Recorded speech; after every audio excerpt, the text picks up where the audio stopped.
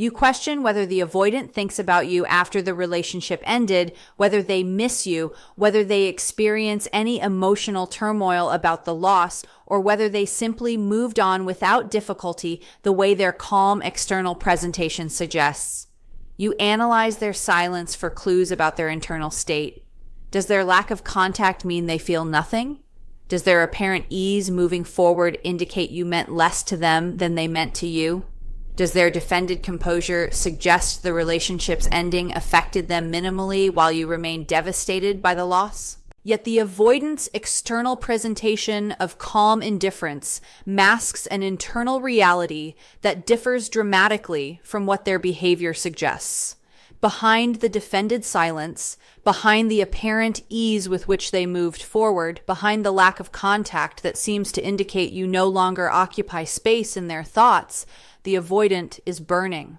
They are experiencing intense emotional turmoil they cannot express, thinking about you obsessively while appearing completely indifferent, suffering in ways their defensive structure prevents them from revealing or acting upon.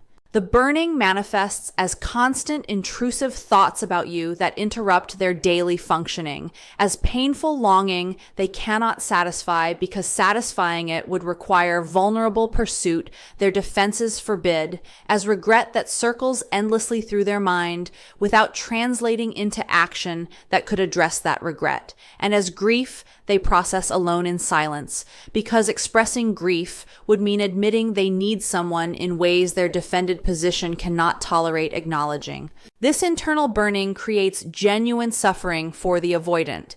Yet this suffering remains invisible to you because their defensive structure requires maintaining an external presentation of being fine, of having moved on, of being unaffected by a loss that internally devastates them. The defended avoidant experiences a tragic split between the internal reality of intense feeling and the external presentation of minimal feeling.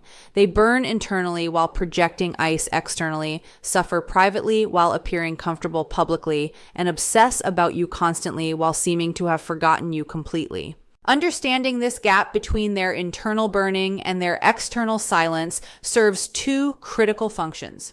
It allows you to recognize that their lack of contact does not necessarily indicate a lack of feeling. It prevents you from interpreting their silence as proof they feel nothing, when actually their silence often indicates they feel too much in ways their defenses cannot manage. Yet it also requires accepting that their internal burning typically does not translate into behavioral change or pursuit, because their defensive structure that prevents expression of the burning is stronger than the burning itself. Meaning, you cannot wait for their suffering to override their defenses, because that override rarely occurs regardless of how intensely they burn internally. The avoidant can burn for you silently for months or years without ever reaching out, without ever expressing what they feel, without ever taking action to restore connection, because their defensive structure makes burning in silence feel safer than vulnerable pursuit. It makes private suffering feel more manageable than the risk of expressing need and facing potential rejection. Your recognition of their burning should not generate hope that their suffering will eventually motivate their pursuit. Instead, it should generate clarity that someone who burns in silence rather than pursuing connection is someone whose defensive structure is too rigid to allow the vulnerable action that genuine relationship requires, regardless of what they feel internally. The silence masks intense internal turmoil they cannot express without breaking their defenses. The avoidant maintains rigid silence about their internal state, about their feelings regarding the relationship's ending, about whether they miss you or think about you or regret their patterns that cost them the relationship. This silence appears to indicate calm acceptance of the ending, emotional neutrality about the loss, and minimal internal processing about what occurred. You interpret their silence as evidence they have moved on easily, that the relationship meant less to them than it meant to you, that they possess emotional detachment, allowing them to end intimate connection without experiencing the turmoil you experience. Yet their silence masks rather than reflects their internal reality. Beneath the defended, quiet exterior, the avoidant experiences intense emotional turmoil that their defensive structure prevents them from expressing or revealing to you, or often even fully acknowledging to themselves. The internal turmoil manifests through intrusive thoughts about you that interrupt their daily functioning, despite their attempts to suppress those thoughts through distraction or rationalization. They cannot complete simple tasks without their mind wandering to memories of you, to regret about patterns that cost them the relationship, to wondering what you are doing now, or whether you think about them, or whether you have moved on with someone new. They lie awake processing conversations from the relationship, analyzing what they could have done differently, and imagining alternative scenarios where they were capable of providing what you needed. They experience their daily life as diminished by your absence. Activities feel less satisfying without sharing them with you. Achievements feel hollow without your recognition. Struggles feel more difficult without your support. This constant intrusive preoccupation creates genuine suffering that consumes mental and emotional energy despite their external presentation, suggesting they have moved on completely. The turmoil also includes painful longing for connection they cannot pursue because pursuing would require vulnerability their defensive structure forbids. The avoidant wants to reach out to you, wants to know how you are, wants to restore some form of contact, wants to hear your voice or see you or share what is happening in their life. Yet acting on this longing would mean admitting they need you, would mean taking the vulnerable step of pursuit that risks rejection, and would mean breaking their defended position of being fine without you. The defensive structure makes the cost of pursuing feel higher than the cost of continuing to long silently. Pursuing risks the devastating outcome of you rejecting them or responding with indifference or having moved on completely, whereas longing silently at least preserves their defended comfort and protects them from facing potential rejection. The internal turmoil particularly intensifies around specific triggers that activate their attachment system and their regret. They see something that reminds them of you, a place you visited together, an activity you enjoyed, a song you shared, a food you cooked for them. They experience a wave of grief about your absence that temporarily overwhelms their defended suppression. They face a challenge or difficulty and instinctively want to reach out to you for support before remembering you are no longer available to them. They have a success or positive experience and feel its emptiness because they cannot share it with you. They observe couples demonstrating healthy intimacy and feel a painful recognition of what their patterns prevented them from building with you. These triggers create moments where their defended suppression fails and they feel the full force of their loss before their defenses reassert and push the feelings back down into silent suffering. The turmoil also includes shame and regret about their patterns that their defensive structure prevents them from expressing or addressing. The avoidant recognizes at some level that their patterns caused the relationship's failure, that their withdrawal harmed you, that their emotional unavailability left your needs unmet, that their defended limitations prevented them from being an adequate partner to someone who accommodated those limitations extensively. This recognition generates shame about being a person whose patterns harm others and regret about losing someone important through their own defended inadequacy.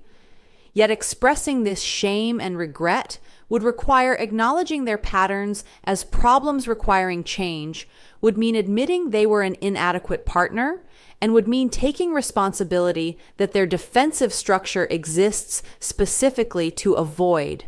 The unexpressed shame and regret circle through their internal experience, creating suffering they cannot release through expression or action. The inability to express internal turmoil without breaking defenses is a critical aspect of avoidance psychology. The defensive structure operates through specific mechanisms: deactivation of attachment needs, suppression of vulnerable emotions, maintenance of defended autonomy, and protection from intimacy that threatens their defended position. Expressing the internal turmoil would require dismantling these defensive mechanisms. Admitting they miss you breaks deactivation by acknowledging attachment need. Sharing their regret breaks suppression by expressing vulnerable emotion. Reaching out for contact breaks defended autonomy by demonstrating need for connection. Pursuing reconciliation breaks protection from intimacy by actively seeking closeness. The avoidant faces an impossible choice between continuing to suffer silently within their defensive structure or expressing turmoil in ways that would dismantle the defenses that have protected them throughout their life. The avoidant chooses silent suffering over defensive dismantling because their entire psychological organization depends on maintaining the defensive structure, even when that structure creates intense internal pain. The defenses feel essential to survival in ways the relationship does not feel essential. Losing the defenses feels more threatening than losing you. Breaking the defended position feels more dangerous than continuing to burn in silence. The internal turmoil is real and intense, yet it remains trapped within a defensive structure that cannot release it through expression or action. Without threatening the defended psychological organization the avoidant has built their entire life maintaining. You cannot see their burning because seeing it would require them expressing it, and expressing it would require breaking defenses they will protect even at the cost of losing you and at the cost of suffering silently rather than pursuing connection that could address their turmoil. They are obsessively thinking about you while appearing completely indifferent. The avoidance external presentation suggests complete indifference to you and to the relationship's ending. They do not reach out, do not respond to your attempts at contact beyond minimal polite acknowledgement, show no visible signs of being affected by the loss, and appear to move forward with their life as if the relationship never occurred or as if its ending created no disruption to their functioning. Their social media suggests they are doing fine, or perhaps even better than fine. Their mutual friends report they seem unbothered by the breakup. Their calm energy, when you encounter them accidentally, suggests they have achieved peace about the ending while you remain in turmoil. This external indifference appears to indicate internal indifference. You assume their lack of visible suffering means a lack of actual suffering, that their apparent ease moving forward reflects genuine emotional neutrality about losing you. Yet behind this carefully maintained external indifference, the avoidant thinks about you obsessively in ways that would shock you if you could access their internal experience. You occupy constant space in their thoughts, despite their behavior suggesting you never cross their mind.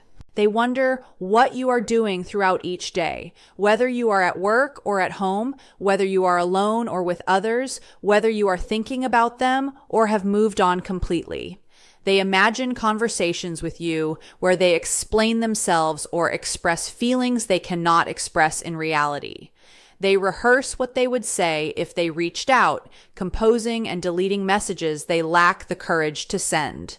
They check your social media compulsively despite not liking or commenting, consuming every piece of information about your life while maintaining an appearance of complete disinterest. The obsessive thinking manifests through constant monitoring of information about you that they can access without direct contact.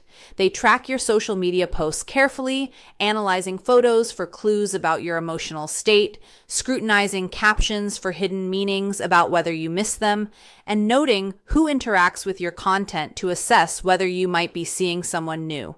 They ask mutual friends about you while pretending casual interest, listening carefully to any information about how you are doing or whether you mention them. They drive past your home or frequent places you visit, hoping to catch a glimpse of you while telling themselves they just happen to be in the area. They save mementos from the relationship they cannot bring themselves to discard.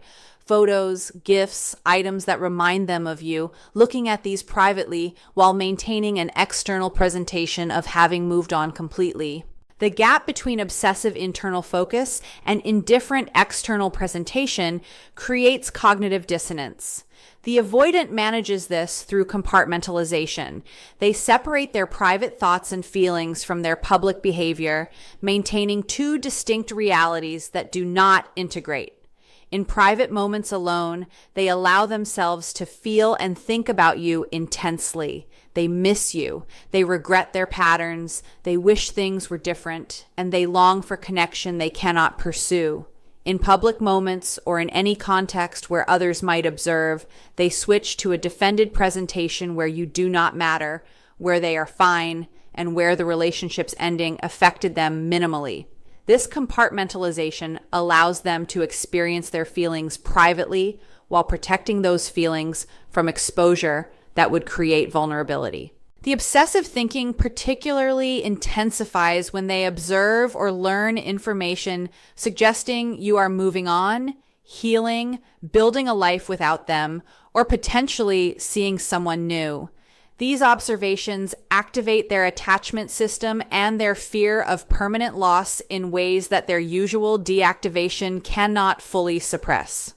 They become consumed with thoughts about whether you think about them anymore, whether you regret the ending or feel relief, whether the new person in your life treats you better than they treated you, and whether you are happier without them than you were with them. The obsessive focus on your moving on creates a painful internal experience they cannot express. They want to reach out to interfere with your moving on, yet they cannot justify such reach out given they ended the relationship. They want reassurance you still care about them, yet asking for such reassurance would reveal their own continued caring they need to keep hidden. The obsessive thinking also serves a defensive function by allowing the avoidant to maintain a connection to you psychologically while avoiding actual connection that would require vulnerability. Thinking about you constantly creates an illusion of an ongoing relationship. It allows them to feel close to you through their thoughts without risking actual closeness. It permits them to process their feelings privately without exposing those feelings to your response. The obsessive internal focus substitutes for actual contact, providing a defended form of connection that does not require vulnerable pursuit or expression of need. This substitution allows them to maintain you as present in their psychological world while keeping you absent from their actual life in ways that protect their defenses. Understanding that the avoidant thinks about you obsessively despite appearing indifferent allows you to recognize their silence does not indicate you are forgotten or insignificant to them. Yet this understanding should not generate hope that their obsessive thinking will translate into contact or pursuit, because the same defensive structure that requires them to hide their obsessive thoughts also prevents them from acting on those thoughts through reaching out. They can think about you constantly for months or years without ever contacting you because their defenses make silent obsession feel safer than vulnerable expression. The obsessive thinking is real, yet it remains trapped in their internal world, invisible to you, generating suffering for them without generating any behavioral change that would restore connection or allow you to see that you remain constantly on their mind despite their external presentation of complete indifference. The burning intensifies specifically because they cannot reach out without losing control. The avoidant's internal suffering about losing you would be manageable if they could express it, if they could reach out to you, if they could pursue reconnection or at least communicate their feelings. The ability to take action to address suffering typically reduces that suffering by providing a sense of agency and by creating the possibility of resolution. Yet the avoidant cannot take these actions without dismantling their defended position of control, without admitting need in ways that violate their defended autonomy, and without surrendering the protected position they have maintained throughout the relationship and especially since ending it. This inability to act on their feelings creates a specific form of intensified suffering where the burning increases precisely because they cannot release it through expression or action. The burning intensifies through the avoidance experience of being trapped between conflicting needs. They need to maintain defended control, yet they need connection with you. They need to protect themselves from vulnerability, yet they need to express their feelings. They need to preserve their autonomy, yet they need to admit they miss you and want contact. These conflicting needs create internal pressure that has no outlet because any action they take to address one need threatens the other need. Reaching out would address their need for connection, yet would threaten their defended control. Expressing feelings would release internal pressure, yet would create vulnerability they cannot tolerate. Admitting they miss you would provide relief, yet would violate their defended autonomy. The avoidant remains frozen in this impossible position where any movement feels dangerous, where they can only suffer silently rather than taking action that would risk their defended position. The control issue is central to understanding why the avoidant cannot reach out despite a burning desire to do so. Throughout the relationship, the avoidant maintained control through managing distance. They controlled when to engage and when to withdraw, when to provide presence and when to create space, and when to allow intimacy and when to establish boundaries. This control allowed them to regulate their defended comfort by approaching when they felt safe and retreating when intimacy exceeded their tolerance. Reaching out to you after ending the relationship would mean surrendering this control. They would be approaching you from a position of need rather than a position of choice, would be pursuing rather than being pursued, and would be demonstrating they want connection rather than allowing you to demonstrate you want connection. This loss of control feels intolerable to a defended psychology that has organized around maintaining control as protection against vulnerability and potential abandonment. The burning also intensifies because unexpressed feelings compound rather than dissipate across time. If the avoidant could reach out when they first started missing you, that initial missing might have been manageable, the feeling easily expressed.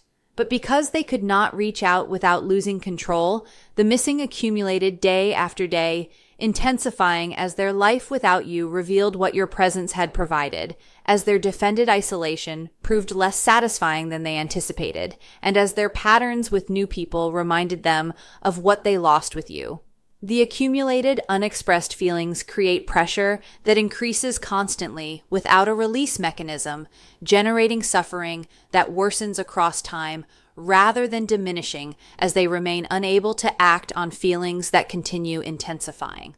The intensified burning creates specific painful experiences for the avoidant. They feel constant tension between wanting to reach out and being unable to reach out that exhausts them mentally and emotionally. They experience grief about the loss combined with frustration that their own defenses prevent them from addressing that grief through pursuing reconnection.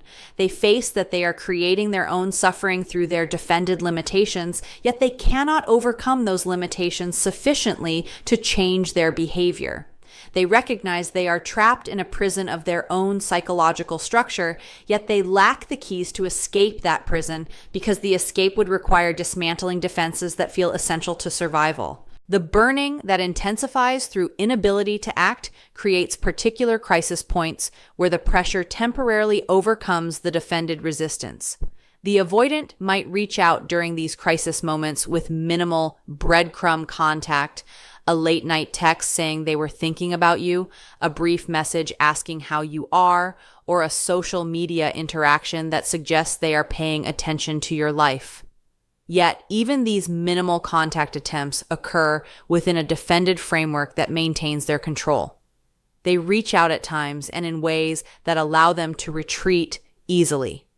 If your response feels too intimate or demanding, they keep contact minimal enough that it does not require them to express actual feelings or actual needs.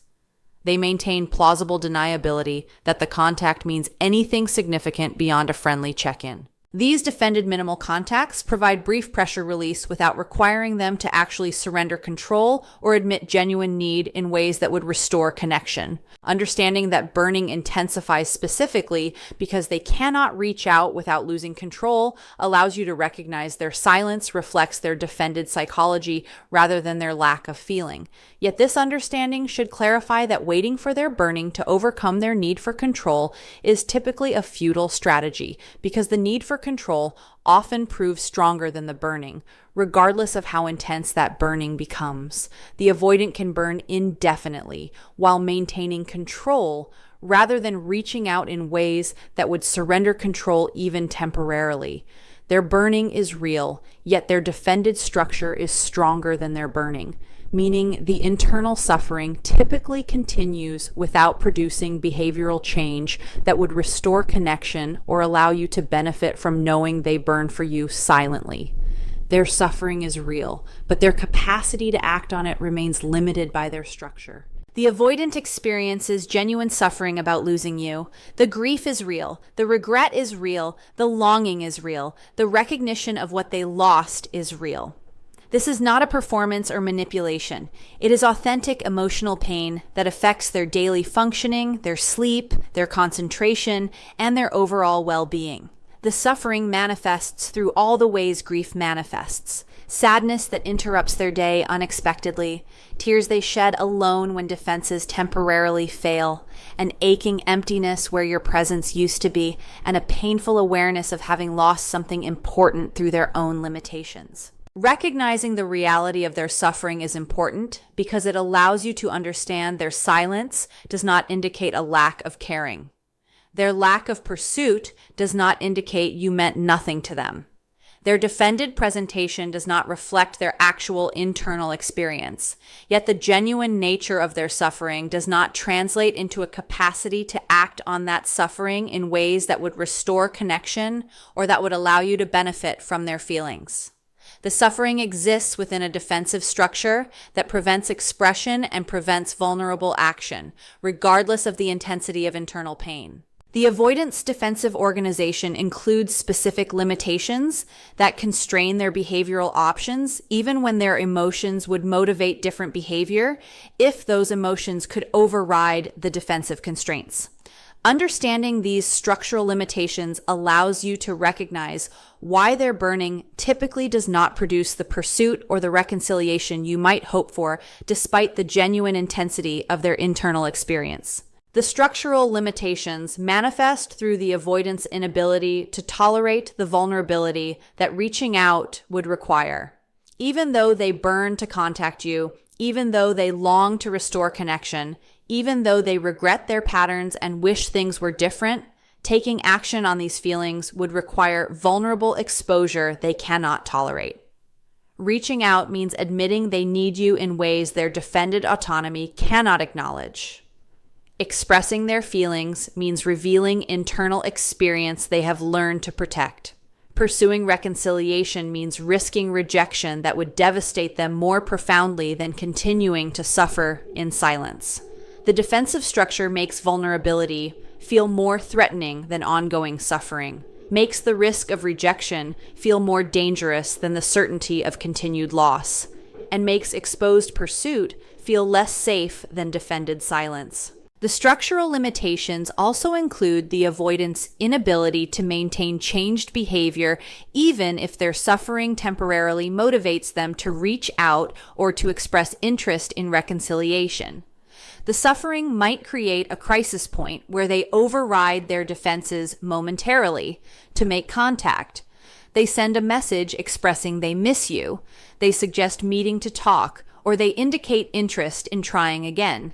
Yet, even if this crisis-driven contact occurs, the underlying defensive structure remains unchanged, meaning any reconnection would likely recreate the same patterns that caused the original ending. The avoidant lacks the capacity to sustain the vulnerability and the consistent presence that a healthy relationship requires, because that capacity would require fundamental restructuring of their defensive organization through intensive therapeutic work they typically resist engaging in.